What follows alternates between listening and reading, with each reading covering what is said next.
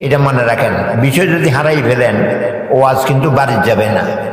হাজার হাজার কথা কয়টা কইছে কি কইছে এটা বাড়িতে নিতে পারবেন না। তো এখন বিষয়টা আপনাদের বলে নেই, সেটা হলো হালাল খাওয়া। কি খাওয়া? এটার কি প্রয়োজন? হালাল খাইয়ে আমাদের কি লাভ হবে? হারাম খেলে আমাদের কি ক্ষতি হবে? আমরা তো মুসলমানই, কিন্তু অধিকাংশ মুসলমান হালাল খানা থেকে বঞ্চিত। হালাল খানা থেকে তো দোয়া যা করি সব বাতাসে থাকবে, আসমান যাবে না। একজন মক্কা শরীফ গেলে খোদার ঘর দেখলে দোয়া করলে কবুল হয়, সাফা পাহাড়ে দোয়া করলে কবুল হয়, মারওয়াতে দোয়া করলে কবুল হয়। মক্কার জমিন সবটা যেখানেই দোয়া করে আল্লাহ পাক কবুল করেন। এইটা কাফেররা অবিশ্বাস করে। মুহাম্মদুর রাসূলুল্লাহ সাল্লাল্লাহু আলাইহি সাল্লাম কাবা শরীফের পাশে নামাজ পড়তেছিলেন। আবু জাহেল, উতবা, সাইবা তারা দেখতেছে মুহাম্মদুর রাসূলুল্লাহ নামাজ পড়ে। একজনে কয়ে বললেন, অমুক বাড়িতে একটা উট জবাই দিছে, উটের উজুরিটা হইব অন্তত 2 মণ, আর তার বাচ্চা দেন 2.5 মণ হবে। তো কে এই উটের পাকস্থলীটা মুহাম্মদ সাল্লাল্লাহু আলাইহি সাল্লাম সজদা গেলে তার ঘাড়ের উপরে দিয়ে দিবে যেন মাথা না উঠাইতে পারে। এই কাজটা করবার জন্য কে তৈয়ার? তো উকবা বিন আবি মুঈত, এক কাফের, আমি পারবো। আগেকার দিন মানুষ তো জোরালো ছিল, 2 মণ 2.5 মণ উটের পাকস্থলী মুহাম্মদ রাসূলুল্লাহ সজদা গেছে ঘাড়ের উপরে দিয়ে দিচ্ছে। এখন আর মুহাম্মদ রাসূলুল্লাহ মাথা উঠাইতে পারতেছে না। তারা হাসে, হ্যাঁ ঠিক মতো হয়েছে। কেমন, ওইটা কি ঠিক মতো হয়েছে? হেতারা তো কাফের, হেতারা তো কইব ঠিক মতো হয়েছে। তো ওই আসে একজন আরেকজনের গায়ের মধ্যে হাসতে হাসতে ডইলা পড়ে, খুশি হয়েছে। মুহাম্মদ রাসূলুল্লাহ মাথা উঠাইতে পারে না, তারা খুশি হয়েছে। একজনে গিয়ে হযরত ফাতেমা তো জাহরাকে বলে, ফাতেমা তোমার আব্বার ঘাড়ের উপরে উটের উজুরি দিছে, সজদার থেকে উঠাইতে পারতেছে না। ফাতেমার দৌড়ে এসে এই উটের উজুরি টেনে টেনে ঘাড়ের থেকে ফেরাই দেয়। রাসূলুল্লাহ সিধা হইয়া দোয়া করলেন, আল্লাহুম্মা আলাইকা বি আবি জাহেল, আল্লাহ আবু জাহেলের উপরে গজব নাজিল করো, সাইবার উপরে গজব নাজিল করো, উতবার উপরে গজব নাজিল করো। এটি কি ভালো দোয়া করলো না বদ দোয়া করলো? এতার কইজাটা ছেড়াই গেছে। কেন? মক্কা শরীফে যে দোয়া করে এটা কবুল হয়। কি হয়? তো এই দোয়া তো কবুল হবে। আরো তো হলো মুহাম্মদুর রাসূলুল্লাহ। তাহলে কাফেররাও বিশ্বাস করতো মক্কা শরীফে দোয়া করলে কবুল হয়, দোয়া করলে। তাহলে আমরা কি অবিশ্বাস করবেন নাকি? মক্কা শরীফ যাইয়া যারা যাবেন বেশি বেশি দোয়া করবেন, বেশি বেশি, আর চোখের পানি ছাড়ে দেবেন। দুনিয়াতে একটা জায়গা খোদার ঘর, কি ঘর? সত্যিকারে যে দেখে, দেখার সাথে সাথে চোখের পানি বেরিয়ে যায়, কিছু কোয়া লাগে না। কি লাগে না? কোয়া লাগে না। কেন চোখের পানি বের? ও খোদা, তোর গদ্দ দেখছি, তোরে তো দেখি না। মক্কা শরীফ দেখি, খোদারে দেখে নাকি? তো কাঁদে তো ঘরের জন্য নয়, কাঁদে তো ঘরের মালিকের জন্য। কি জন্য? এই আসল হজ তো এইটা। বহু হাজার লাখো লাখো হাজি ক্যামেরা নিয়ে যায়, ওই বউরে খাড় করাইয়া ফটো উঠায়। তো যে করে ওই হাজিদের খোদার ঘর দেখবার জায়গায় দেয় না, ওই ক্যামেরাওয়ালা শুধু ফটো উঠায়। কি উঠায়? সেখানে তুই তামাশা করতে গেছিস, তুই তো আল্লাহরে তোয়াজ করতে গেছ, তুই এই কামারা কেন দিলি? তো সেখানে কিছু কিছু হাজি তো হজ করতেই যায়, হজ করেও, হেতারা কিন্তু কাঁদে। আরেক দলে তামাশা করে। কি করে? তামাশা করে। হেতারাটা কি হজ হয় নাকি? তো শোনেন, মক্কা শরীফে দোয়া কবুল হওয়ার জায়গা, কিন্তু কেউ হারাম খাদ্যটা সুদের খানা, গোশের টাকা, হজ করতে গেছে সুদের টাকা দিয়া, হজ করতে গেছে গোশের টাকা দিয়া। দেখি হালাল না হারাম? হারাম। হেতেও মুনাজাত করে মক্কা শরীফে। সফরের মধ্যে দোয়া কবুল হয়। বাংলাদেশের হাজি মক্কা শরীফ গেছে, এটা তো সফর হয়েছে। আবার জাগা দোয়া কবুল হওয়ার জায়গা। হাত উঠাই দিয়ে রাব্বানা আতিনা, রাব্বানা জলামনা, কেন দোয়ার আগে দিয়ে রাব্বানা আছে তো আল্লাহ নবী কয় এতের এই রাব্বানা কবুল নাই, এতের রাব্বানা কবুল নাই, চোখের পানিও কবুল নাই। তার কারণ কি? তার খানা হারাম। খানা ওই যে কাপড় পিনছি এটাও তো গোসের টাকা। কিসের টাকা? এটাও তো সুদের টাকা। মাতা আমহু হারামুন ও মালবাসহু হারামুন ও গুজিয়াবিল হারাম, আর খাদ্য খাইয়েছে হারাম। ও কেমনে কবুল হবে? আগাগোড়া হারাম। আগাগোড়া কথা আমার বুঝতেছেন? হালালে হারামে মানুষকে উপকার করে না কোনো ধ্বংস করে? মক্কা শরীফের হজ নষ্ট হয়ে গেছে, কান্নাকাটি নষ্ট হয়ে গেছে। কি কারণে? ও হারামের কারণে। কি কারণে? তাহলে আজকে আমরা একটা বিষয় বুঝে নিলেন, আজকে ওয়াজ হবে হালাল খানা আর হারাম খানার লাভ লাভ আর হারামের ক্ষতি। হারামের শুনবেন তো? শুনবেন কি আমল করবেন তো, নাকি শুনে যাবেন? বাড়ি নিবেন না ওয়াজে? নিবেন। আল্লাহ কবুল করো, আল্লাহ কবুল। আল্লাহ দুনিয়াতে অবস্থা খারাপ। আমি কোরআন শরীফের 2টা আয়াত পড়ছি, রসুল্লাহর একটা হাদিস পড়ছি, মোট 3টা। মোট বেশি হইলে তো মুখস্থ থাকবো না। এই 3টা কথা মনে রাখবেন। আল্লাহ পাক সুবহানাহু ওয়া তাআলা নবীদের হুকুম দেন, ইয়া আইয়ুহান নবী কুলু মিনাত তাইয়্যিবাত ওয়া আমালু সালিহা। এ নবী হালাল খানা খাইয়েন আর ইবাদত করিয়েন। তো ইবাদতের আগে হালাল খানা, ইবাদতের আগে হারাম খাইয়া ইবাদত করলে কষ্ট নষ্ট।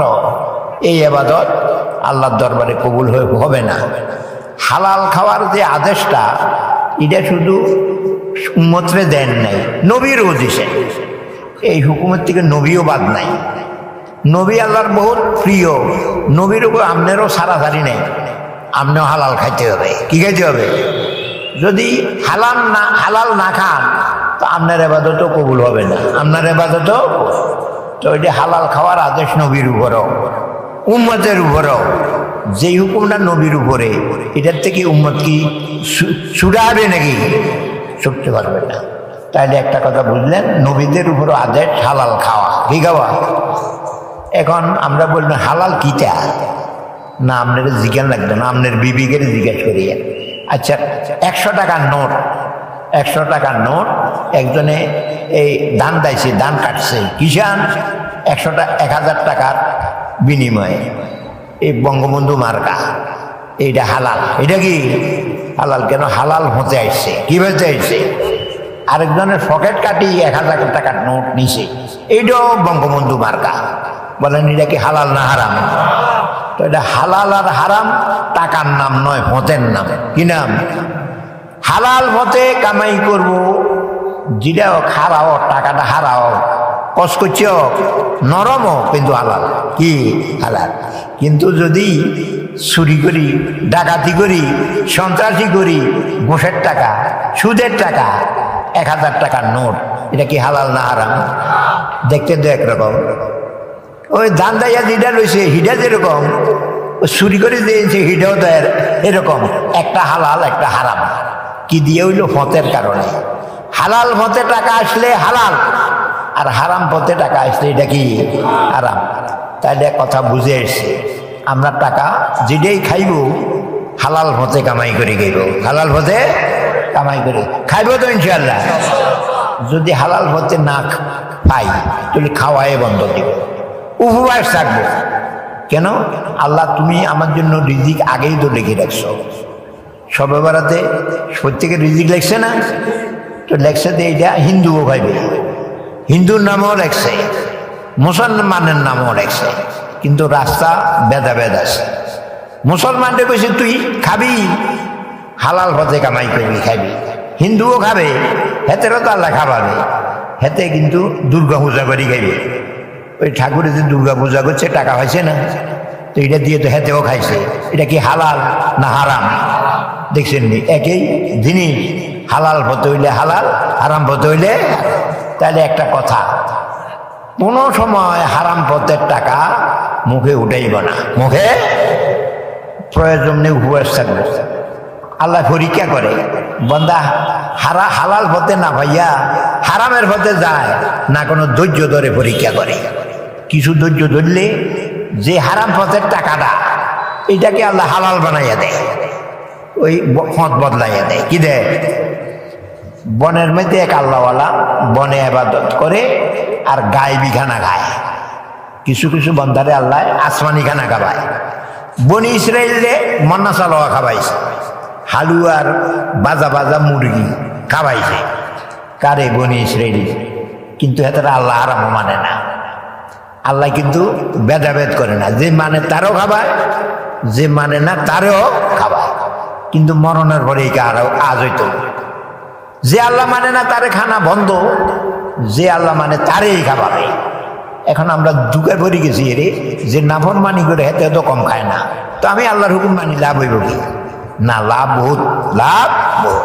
মরার পরে দেখবি যে হারাম পথের হেতের খানা নাই, তোর খানার অভাব নাই, তোর খানা। তো বনে আল্লাহওয়ালায় ইবাদত করে কিন্তু গায়েবী খানা খায়, আসমান থেকে খানা পাঠায়। আল্লাহ তারে পরীক্ষা করবে, তে খানার লোভে ইবাদত করে না খানা না খাইলেও করে। যে ব্যক্তি পাইলেও করে না পাইলেও করে, এটা হলো খাঁটি। এগুলো হলো কি? খাঁটি। পাইলে করে না পাইলে করে না, এতে স্বার্থ, এতে কি? এতের ইবাদত খাঁটি নয়। আল্লাহ এই বন্দাইটার পরীক্ষা করি, 3 দিন আসমানি খানা দেয় না। তো ফেডের বুকে এমনি এক সহ্য হয় না, ঠিক আছে চুরি করি। কি করি? তো জঙ্গলে তো বেরিয়া রাত্রের গভীর রাত্রে এক বাড়িতে গেছে, তো সিংকেটা ঢুকছে সে কোনো কিছু নেবেন না, কাপড়ও না, টাকাও না, পয়সাও না, ও সেখানে খানা পাইলে খাইবে। তো যাইয়া দেখ আর মশালা গোস্ত লাগাইবে। কীভাবে? গোস্ত একেবারে মশলা দিয়া, লগে রুডিও আছে। তো রুডি দিয়ে একটা গোস্তরে দলা মশা করে লইছে, এটা হেডে ডুবাইব। এবার করে গোস্ত তো মজা, রুডিও বালা, হেডেও ভোগ, কিন্তু এটা তো হালাল ন। কিন আমি কারখানা খাবো? হেরে কি জিজ্ঞেসি নাকি চুরি করি গায়ে? কত দরকার নাই, খাবো না, না খাইয়ে মরে যাব। তবু হারাম খানা সোরা বাইরে গেছে। ঘরের মালিক টের পাইছে, কিরে দরজাতে খোলা, ওইটা দেয় যে দরজা খোলা, সোরও নাই, মালও নেয় নাই, কাপড় নেয় নাই, এই স্বর্ণ গয়না নেয় নাই, কিচ্ছু নেয় নাই, সে এমনি বাইরে গেছে। এখানে চিন্তা করে আমরা তো তারা ধরতে পারলাম না, তো কিছু নিত তো, না নিয়ে বেরোলো কেন? আসলে এতে স্বর্ণ হয়। কি নয়? স্বর্ণ। আমার একটা সুন্দর মাইয়া আছে, বোধহয় তার উপরে লোভ হয়েছে, তাই সর্বনাশ, এই মাইয়া আর রাখা যাইত না, তাড়াতাড়ি বিয়ে দেও না, সরে নিয়ে গেলে তো বদনামি হবে। কি হবে? বদনামি হবে। তো সকালবেলায় উঠা বাড়িওয়ালারা ডাকছে, রে সর্বনাশ, আমার মেয়ে চুরি করবার জন্য করে ঢুকছিল, ইজ্জতের কাছা যাবে, বাইরে বেরো, আমার বাড়ির সামনে যারে ভাবি তারে ধরে আনবি, তার কাছে মেয়ে বিয়ে দিবি। তার কাছে আমার ধরে আনছে চোরারে। কারে? ওই যে রুডি আর গোস্ত বেড়াইছে, হেরে ধরে আনছে। এখন তো হের চোখে গর্ত ভরে গেছে, ফ্যাটের খিটা, ফ্যাটে ফিটে লাগিয়ে গেছে। আরে বিয়ে পরে হবে, আগে খানা খাবা। কি খাবা? উমার রান্না খাবাইতে খাবাইতে অবস্থা সিরিয়াস, আরে রান্না খাওয়াটা খাবা, যেটা আছে এটা যাইয়া দিয়ে একেবারে বড় একটা আছে, ওই সোরাই যে গোস্তরে রুটি দিয়ে বেড়াইছিল এইটা আছে, একেবারে চিনির প্লেটে কইরা ওই জামাইরে খাবাই তুলেছে। কারে? এতে দিছে আইস। কি দিছে? আইস দিছে। আল্লাহ, গেছিলাম তো চুরি করে খাইতাম, যখন চুরি করে খাইলাম না, এখন তো জামাই বানাইয়া খাবাইলা। খানা হিডানো, খানা হিডানো। কিচ্ছা শুনলেন না? আমরা হারাম হতে কোনো জিনিস আসলে এটাকে বর্জন করব, যদিও কষ্ট হয়, কিন্তু পরে ইজ্জতের সাথে খাবো। চুরি করে খাওয়া তো অপমান, ইজ্জতের সাথে খাওয়া কি অপমান নাকি? তাইলে একটা কথা বুঝলাম, আমরা হালাল পথে খাদ্য না পাইলে খাওয়ায় বন্ধ, খাওয়ায় যতক্ষণ পর্যন্ত হালাল পথে না আসে এতক্ষণ পর্যন্ত খাবো না, এতক্ষণ পর্যন্ত। আল্লাহ আমাদের এইভাবে হালাল খানা খাওয়ার তৌফিক দান করো। আল্লাহ নবীরও কইছে হালাল খানা খাইয়েন, ইমানদারও কইছে হালাল খানা খাইয়েন, নজ পড়বেন, রোজা থাকবেন। হারাম খাইয়া নয়, হারাম খাইয়া রোজা থাকলে এই রোজা হবে না, হারাম খাইয়া নামাজ পড়লে এই রোজা হবে না, হারাম টাকা দিয়ে হজে গেলে এইটাও হবে না। কিন্তু অধিকাংশ হাজি হারাম টাকা দিয়ে, সুদের টাকা দিয়ে, গোশের টাকা দিয়ে হজ করতে যায়। আমি গোপালগঞ্জে আছিলাম 5 বছর, কোডের নাজির, মাথা টুপি, শক্ত নামাজ পড়ে, হাগরি বান্ধে, এত নামাজ পড়ে কিন্তু গোশও ছাড়ে না। একজনেরও গোশ ছাড়া কিছু করতো না, গোশও খাই বান্ধে নামাজও। তো আমি একদিন কয়েকবো নাজির শাহ, ও ওই এদিকেও ঠিক, নামাজও ঠিক, গোশও ঠিক, এটা কিটা? গোশ যদি খাওয়ায় তাহলে নামাজ পড়ি লাভ কি? নামাজ যদি ঠিক হতো আবার গোশ খাবেন কেন? তো নাজিরে উত্তর দেয়, হুজুর সুযোগ কোনো সারা জীবন মিলে না, আল্লাহ এখন একটা পথ দিছে, টাকা আসতে আছে, ওই একদিন এই চাকরি ছেড়ে দিব, মক্কা শরীফ যাব। কোথায়? এই হজরে আসরে চুমা দিয়া জীবনের গুণা সব মাফ করাই এল। কিন্তু হজ করতে গেছে কি টাকা দিয়া? গোশের টাকা দিয়া। মাফ হইবে? মক্কা শরীফের হাত করে চুমাইতে চুমাইতে ক্ষয় করিয়া যাইল, গোশের টাকা মাফ হবে না। এই বুঝ, এই যে আমি জীবনভর গুনাহ করবো, শেষ জীবনে মক্কা শরীফ যে সব মাফ করাবো, এই আশা করলে ঠিক হবে না। শুনুন, গোশের টাকা সুদের টাকা দিয়ে কেউ যদি হজ করে, সব তো দূরের কথা, ইমানটা থাকতো না। কি থাকতো না? হজ করি বেঈমান হওয়া, এটা কি বুদ্ধিমানের কথা? হজ তো আল্লাহ খুশি হইবার জন্য করে, গোশের টাকায় কি আল্লাহ খুশি হয়? বাংলাদেশের প্রধানমন্ত্রী শেখ হাসিনা একজনের স্বর্ণের নৌকা নিছে, মাশাআল্লাহ খুশি হয়েছে, আমার মার্কাটা রয়েছে। আরেকজনে কিচ্ছু নাই, খালি হাতে গেছে। প্রধানমন্ত্রীর লোকে সাক্ষাৎ করতেছে, কিছু নেয় নাই। আরেকজন খালি কেমনে যায়? এক বালতি পায়খানা লো, কেউ পায়খানা লইয়া প্রধানমন্ত্রী করবো, প্রধানমন্ত্রী আমার গরিব মানুষ তো কিছু আনতে পারি না, আপনার জন্য এক বালতি পায়খানা আছে। কোন সাইডে কি প্রধানমন্ত্রীর ইজ্জত না প্রধানমন্ত্রীর অপমান? রে ধর ধর, এতে ফাঁসি দিতে হবে। কি দিতে হবে? যাতে কিছু নেয় না, এদের তো ফাঁসি দেন। কিন্তু পায়খানা না অন্যারে কি দিছে? ফাঁসি দিছে। ঠিক গোশের টাকা সুদের টাকা আল্লাহ ফাঁকিগুলির পায়খানার মতো মনে করে। কিসের মতো? তো আল্লাহর হস্তে হজ করতে গেছ, ও গু দিয়া পায়খানা দিয়া আল্লাহ কি খুশি হবে না আল্লাহ তে বেঈমান হবে? তো এক কথা শুনে রাখেন, আল্লাহর হস্তে যে টাকা দিবেন হালাল, কোনটা? হারাম টাকা জীবনও আল্লাহর হস্তে দিয়েন না, সব তো ভাবেনই না, বরং ইমানটা যাবে। কি যাবে? তাহলে কিটা করন? ব্যাংকে যে সুদ জমা হয়েছে, ঘুষ যে হারা জীবন খাইছি, এদেরই কি করো? আল্লাহর হস্তে তো দেওয়া যাবেই না। দিবেন ওই পায়খানা, কোনো মসজিদের পায়খানা সাফ করতে হবে, মাদ্রাসার পায়খানা বানাতে হবে, অপবিত্র যাবে অপবিত্র জায়গায় দিবেন, যে সওয়াবের নিয়তে নয়। এই সুদের টাকা গোশের টাকা পায়খানা দিল, সওয়াবের নিয়ত করতে পারবেন না। কেন? কি নিয়ত করব? আমার কাছে একটা বলা আসছে। কি হয়েছে? হারামটা একটা বলা, এটার থেকে বাঁচবার জন্য ফেলাই দিলাম। একজনের লুঙ্গির মধ্যে হাম উঠছে, একটা এতে ধরলে তো কামড় দিব, লুঙ্গির টান দিছে, ধাপ করে ওই সামনে যাই পড়ে গেছে। এতে সিল একটা ঝাপ দিয়েছে, এই হাফটারে লইয়ে গেছে। এই সিলেরে আল্লাহর হস্তে দিছে, সিলেরে কি আল্লাহর হস্তে সাপ দিছে? হেতে জীবন বাঁচাইবার জন্য মেলা মারি হারাইছে। আরেকজনের উপকার হয়েছে, তো সিলের উপকার হয়েছে। তো আপনি পায়খানায় দিয়েন, কিন্তু বাঁচার জন্য। কি জন্য? এই হারাম এটা একটা বিপদ হয়েছে, হালাই দিলাম, আল্লাহ খুশি হবে। এই নিয়ত করলে সর্বনাশ, ইমান থাকবে না। ইমান, কথা বুঝতেছেন তো? হারাম খাইয়া আরাম নাই, হারাম খাইয়া, হারাম আল্লাহর হস্তে দিয়া ইমান নাই, হারাম আল্লাহর হস্তে দিয়া হারামের টাকা দিয়ে বিল্ডিং বানাই গেছে, ছেলেপেলের কাছে শান্তি নেই, একজনে একজনে কেস করে মারে, গুলি দেয়। তাহলে হারামে আরাম নাই, খাইও না, দিও না, ছেলেপেলের জন্য রাখিও না। তাইলে আমরা হারামের কাছে যাব না। হারামের বিয়ে হয়ে গেছে, ওই সোরার কি হয়ে গেছে, আল্লাহ দিলে জামাই হয়ে খাইছে, গেছিল সোর হইয়া খাইতো, এখন জামাই হয়ে খাইছে।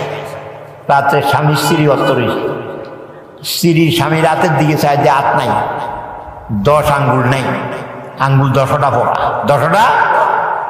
বিবি জিজ্ঞেস করে, বিয়ে বললাম আপনার কাছে আঙ্গুল নাই, ঘটনাটা গীতা? ঘটনা হইল বনে একবার তুফান লাগছিল, তুফান লাগছিলে একটা মেয়ে যুবতী সঙ্গী হারাই গেছে। বনে বাঘ ভালুক রাত্রে বেরোবে, খেয়ে ফেলবে। তো আমি তো একা বনের মধ্যে ঝুপড়ির ভিতরে, মেয়েটা এসে হুজুর আমার আজকে জীবন ভিক্ষা দাও, তুমি আমার রাত্রে কত জায়গা দাও, সকালবেলায় চলে যাব। এখন যুবকে চিন্তা করে বনে কেউ নেই, আমি যুবক, এটা যুবতী, যদি জায়গা দেই রাত্রে যদি আকাম হয় তো জায়গা দেওয়ার লাভ তো ক্ষতি হয়ে যাবে, তো না দিলেও তো বিপদ। এই মেয়েটারে বাগে খাবে। অনেক চিন্তা করে করলো, আচ্ছা ঠিক আছে থাকতে পারবি, কিন্তু আমার দিকে চাইতে পারবি না, ওই দেওয়ালের দিকে চাইতে থাকবি, ঘুমাইতে পারবি না। রাজি আছ? ওর জীবন যাবে, না ঘুমাই এক রাত্র থাকবো, অসুবিধা কি?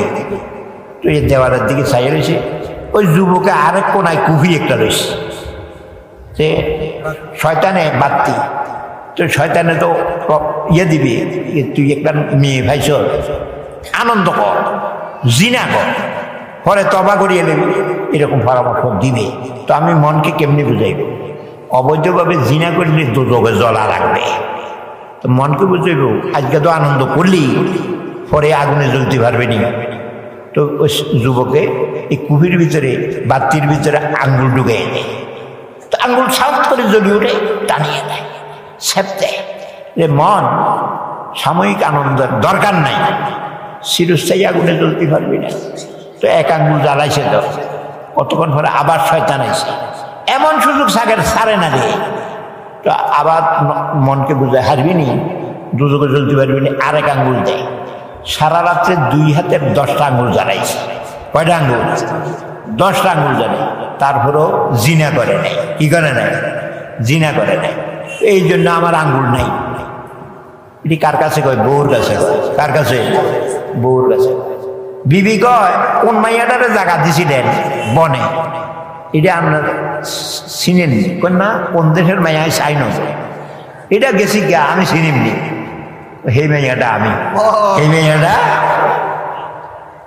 অবৈধভাবে উপভোগ করে নাই, কিন্তু আল্লাহ এখন বউ বানাইয়া উপভোগ করাইল। তো কি বুঝছেন? কিচ্ছা শুনিয়েন না। যখন মানুষ হারাম পথে কোনো জিনিস উপভোগ না করে, আল্লাহ এটাকে হালাল বানাইয়া তাকে দিয়ে দেয়। একটু ধৈর্যের দরকার। কি দরকার? ধৈর্যের দরকার। আল্লাহ আমাদের ধৈর্য ধারণ করার তৌফিক দান। হালাল খানা। আমি আপনাদের কাছে রাসূলুল্লাহ সাল্লাল্লাহু আলাইহি ওয়াসাল্লামের একটা হাদিস শুনছি, সবে ইনশাআল্লাহ বেহেশতে যাওয়ার আশা রাখেন তো? একবারে সহজে বেহেশতে যাবেন, নিশ্চিত। বেহেশতে যাওয়ার মধ্যে কোনো সন্দেহ নেই। শুধু 3টা কাজ করবো। কয়টা কাজ? 3টা কাজ করে কেউ যদি বেহেশতে না যেতে পারে, দুনিয়াতে আসছে গিয়ে ইনশাআল্লাহ 3টা কাজ করবো তো। কয়টা কাজ? বাড়ি দিয়ে বউরে কইয়া আজগা বাগুর ওয়াজ তো শুনিয়েছি, ব্যস্ত যাইতে হইলে মাত্র 3টা কাজ সারা জীবন করতে হয়, একদিন নয়, সারা জীবন করবেন তো, সারা জীবন। 1 নম্বর কাজ, মান আকালা তৈয়বা, যে ব্যক্তি সারা জীবন হালাল খানা খাবে, পবিত্র খানা খাবে, যেই খানার ভিতরে অবৈধের কোনো গন্ধও নাই, হারামের সন্দেহ নাই, হারাম তো নয়, হারামের সন্দেহ নাই, এরকম পবিত্র খানা যে খাবে সারা জীবন। চা চলে গেছেন, দেখেন যে আপনার সাথী একটা চা খায়, যে রে তুই একা একা খাবি, আমরা খাওয়াবি না, এটা একটা লজ্জায় হয়েছে। মেসিয়ারে দে 1 কাপ চা দে, এটা হারাম। এটা তোরে তো হে খাওয়াই নাই, তুই না লজ্জা দিয়ে উসুল করছ। একজনের থেকে একটা খানা লজ্জা দিয়ে উসুল করা এটা হারাম। তোরে যদি বাইর থেকে ডেকে এনতো, এরে আয় আজকের দোকানে দেয় তোরে এক কাপ চা খাওয়াবো, এইটা হালাল হইতো। সেখানে যে খোসা একটা দিয়া হেতের থেকে চা উসুল করলি, হেতের মনেও তো নাই তোরে চা খাওয়াবে, তোর কথার কারণে না খাওয়াবে, এটা কিন্তু হালাল না, এটা হারামের সন্দেহ আছে। এই দেশে বিয়ে হয়নি, বরযাত্রী যায়নি, ও মা গোমা, এটি হারাম। এটা কিটা হারাম। ছেলে ভক্ষ মেয়ে ভক্ষ বসছে, তো জিজ্ঞেস করে ছেলে দিয়ে আসবে, বরযাত্রী কয়জন, বেয়াই বরযাত্রী কয়জন খানা খাওয়াবে? আমি তো টাকা নাই, পয়সা নাই, বেশি হাইতেন ন, 50 জন খাবায়। কয়জন? 50 জন খাবায়। আর হেমিয়া হোলার বাপে ও রে খোদা, তো বিয়ে দইত না, আমার ছেলের যে তো বন্ধু বান্ধব 250 কমে তো হোলা আইতে, এতে তো কোনো মতে জোরে মোরে 50 জন রাজি হয়েছিল। এবারে বিয়ে দিতে ওইটা 250, এবারে 200 আর বেশি, এইটা জোর করে উসুল করা হয়েছে। মেয়ে বিয়ে দেওয়ার লাগবো তো, অতএব খরচ করি, তবু 250 জন খাবো। আমরা যাইবার সময় 350, কয়শো? এতে তো জোরে মোরে 250 রাজি হয়েছিল, আরো 100 তো দাওয়াত ছাড়া। কি ছাড়া? ও 350 মধ্যে 250 কন্ডি আর 100 কন্ডি, এদিকে তো চিহ্নিত নাই। কি নাই? চিহ্নিত নাই, গড়ে হাঁদাই গেছে। আচ্ছা, একজনের তো দেখছেন সোর হাঁদাইছে, খাইয়ে একবার বেড়াই বেড়াই হান সাবাইতে সাবাইতে বাইরে হয় কিনা হয় না? ডাকাইতে ডাকাতি করি, গৃহস্থের কি দেয় বাইরে, এটার নাম ডাকাত। এটার নাম তো যে বিনা দাওয়াতে খানা খায়, ঢুকে তো চোর হইয়া, বের হইয়া ডাকাত হইয়া, কি হইয়া? এটি কি হালাল না হারাম? তো এটা 3টা কথা। 1 নম্বর হলো হালাল খানা খাবো। যারা ভালো মানুষ বরযাত্রীর লোকে যাইয়েন না, এর মধ্যে হারামের কি আছে? সন্দেহ। আল্লাহ আমারে বিয়ের দাওয়াত জানেন না, এই খানা খাইতাম না, তো কি তো ওই বেয়াই সাপ দেয়, ওই দাদা মার হুজুরে দাওয়াত দেয়, ওটা স্বর্ণবর্ম হইলেও তো দাওয়াত দেওয়ার লাগে। এটা কি দিলের তুল দিছে না কোনো সাপে ভরে দিছে? এটা হারাম। এটা কি হারাম? 3 কাজ। একটা হলো সবসময় পবিত্র খানা খাবো, পবিত্র খানা খাবো। দ্বিতীয় কাজ, আমিরা ফি সুন্নাতিন, যত কাজ করব নবীর সুন্নতের বাহিরে করব না। ঘরে ঢুকতে সালাম দিয়ে ঢুকবো, মসজিদে ঢুকতে দোয়া করে ঢুকবো, বাথরুমে যেতে, দোকানে ঢুকতে বিসমিল্লাহি ও আলা বারাকাতিল্লাহ, কোনো মাল দিতে বিসমিল্লাহ, টাকা লইতে বিসমিল্লাহ, এইটি কইয়া কইয়া দেবো। এটি হলো সুন্নত। এটি হলো 1 নম্বর। হালাল খানা খাবো, জীবনের যাবতীয় কাজ সুন্নত অনুযায়ী করবে। কয়টা হয়েছে? 2টা। ও আমিনান নাসু বাওয়াইকা, দুনিয়ার কাউকে কষ্ট দেয় না, নিজে কষ্ট করে কিন্তু কাউকে কষ্ট দেয় না। যে ব্যক্তি পরেকে কষ্ট দেয় হেতে ইমানদারে না, এটা হাদিসে আছে। কি আছে? আল্লাহ লা ইয়ামুন লা ইউমিনু, খোদার কসম সে ইমানদার না। নবী 3 বার কইছে এতে ইমানদারে না। যার প্রতিবেশী তার গুতা নিয়ে নিরাপদ নয়, মানুষের জ্বালাই মারে, এতে ইমানদার না। তাহলে মানুষের কষ্ট দিলে সে কামের ইমানদার হয় না। কয়টা কাজ হচ্ছে? 3টে। একটা হলো সবসময় পবিত্র খানা, দ্বিতীয় নম্বর সব কাজ সুন্নত অনুযায়ী, তৃতীয় কাজ হলো নিজে কষ্ট করব কাউকে। এই 3টা কাজ করতে পারবেন তো? রসুলের কথা দেখালাল যান না, এতে বেহেশত চলেই গেছে। বেহেশত মরণ ভরে না যাবে, নবী কোন এখনই গেছি গা। কেন? সে যে বেহেশত যাবে তার মধ্যে কোনো সন্দেহ নেই। অতীতের কাজ যেরকম সন্দেহ নেই, এই 3 কাজ জীবনভর যে করবে সে যে বেহেশত যাবে তার মধ্যে কোনো সন্দেহ নেই। ইনশাআল্লাহ এই 3টা কাজ করে বেহেশত যাইতে পারবেন তো? বাড়িতে নিয়ে কইতে পারবেন নি? এই মাঝে মাঝে আলোচনা করেন। ও দাদা মানুষের 3টা কথা খুশি ব্যস্ত যাওয়ার জন্য, তৈরি আর ভুলবেন না। আল্লাহ পাক সুবহানাহু ওয়া তাআলা এই বাগুল সবাইকে কবুল করো, আমাদের ব্যস্ত যাওয়ার রাস্তা গ্রহণ করার তৌফিক দান করো।